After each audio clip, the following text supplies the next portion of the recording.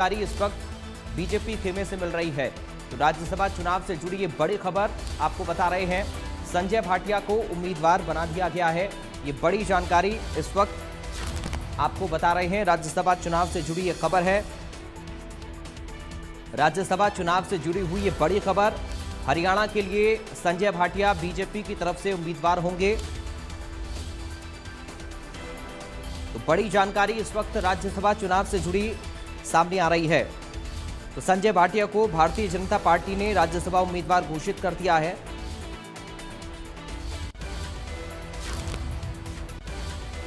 और इनपुट है दीपक शर्मा इस वक्त हमारे साथ लाइव जुड़ गए इस खबर पर। दीपक, क्या जानकारी मिल रही है? संजय भाटिया का नाम सामने आ रहा है बीजेपी की तरफ से।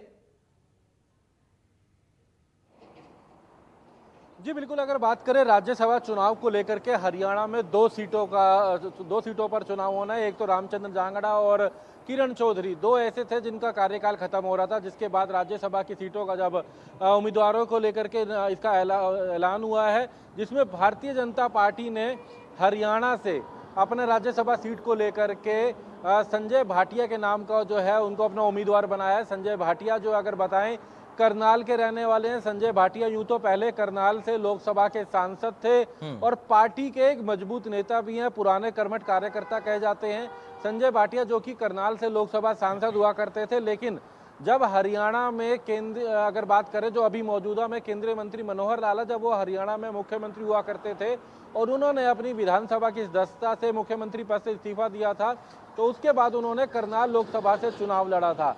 करनाल लोकसभा, जहां से संजय भाटिया सांसद हुआ करते थे, उस सीट से चुनाव लड़ा था और उन्हें जो है मनोहर लाल, क्योंकि रोहतक से सांसद, माफी चाहूँ, करनाल से मनोहर लाल जो हैं अब वो सांसद है, इसलिए संजय भाटिया जो है लंबे समय से चर्चा थी कि संजय भाटिया को अब कोई और जिम्मेदारी मिल सकती है। तो ऐसे में अब संजय भाटिया को, जो कि पूर्व में करनाल से लोकसभा सांसद रह चुके हैं, अब उन्हें भारतीय जनता पार्टी ने राज्यसभा चुनाव के लिए अपना उम्मीदवार बनाया है। हरियाणा में दो सीटों पर चुनाव होना है, जिनमें एक सीट भारतीय जनता पार्टी के खाते में जाना तय है, दूसरी कांग्रेस के खाते में जाना तय है अगर क्रॉस वोटिंग नहीं होती तो। क्योंकि अगर हम बात करें तो हरियाणा में दो सीटों पर चुनाव है। जिस तरीके से विधानसभा में सदस्यों की संख्या, उस हिसाब से पहली सीट भारतीय जनता पार्टी के खाते में जाना तय है। दूसरी में जो संख्या है, क्योंकि पहली सीट के लिए 31 विधायक होने चाहिए और ऐसे में भारतीय जनता पार्टी के पास ये पूरा बहुमत है, तो पहली सीट पे जो है बीजेपी का उम्मीदवार था, तो ऐसे में संजय भाटिया को भारतीय जनता पार्टी ने अपना उम्मीदवार बनाया है। जहां तक हम बात करें अभी दूसरी सीट को, कांग्रेस अभी अपने उम्मीदवार के नाम का ऐलान कर सकती है। हालांकि बीजेपी ने अपना उम्मीदवार नहीं उतारा है, बीजेपी केवल एक ही सीट पर अपना उम्मीदवार उतार रही है। लेकिन दूसरी सीट की बात करें, क्योंकि जो संख्या बल है वो कांग्रेस के पास है, लेकिन कांग्रेस में अब तक का हालांकि इतिहास देखा गया कि कहीं ना कहीं नाराजगी, गुटबाजी के चलते कहीं ना कहीं समीकरण बिगड़ जाता है। लेकिन फिलहाल जो संख्या बल है वो कांग्रेस के पास है, तो कांग्रेस ने अभी अपने उम्मीदवार के नाम का ऐलान नहीं करा है। 5 तारीख जो है नामांकन की अंतिम तारीख है, यानी कि अभी 2 दिन बाकी हैं, तो 5 तारीख अंतिम तारीख है, नामांकन करना है। तमाम जो पार्टियों के उम्मीदवार होंगे वो अपनी अपनी सीट को लेकर के नामांकन करेंगे और उसके बाद 6 तारीख को स्क्रूटनी और उसके बाद 9 तारीख तक नाम वापस लेने का समय रहेगा। लेकिन भारतीय जनता पार्टी ने संजय भाटिया के नाम का ऐलान कर दिया, अपने उम्मीदवार के नाम का ऐलान किया है।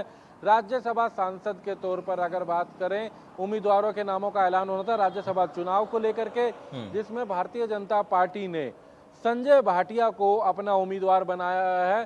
संजय भाटिया जो कि संगठन में, प्रदेश भाजपा में भी अहम पदों पर रहे हैं और इसके अलावा अगर बात करें तो लोकसभा के, करनाल से लोकसभा के सांसद भी रह चुके हैं संजय भाटिया।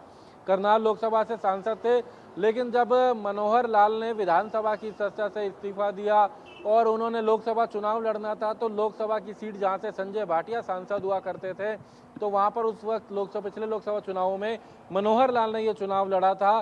तो ऐसे में संजय भाटिया का ये इंतजार भी था कि या तो उन्हें संगठन में अहम जिम्मेदारी मिलेगी या उन्हें जो है राज्यसभा में कहीं ना कहीं उम्मीदवार बनाया जा सकता है।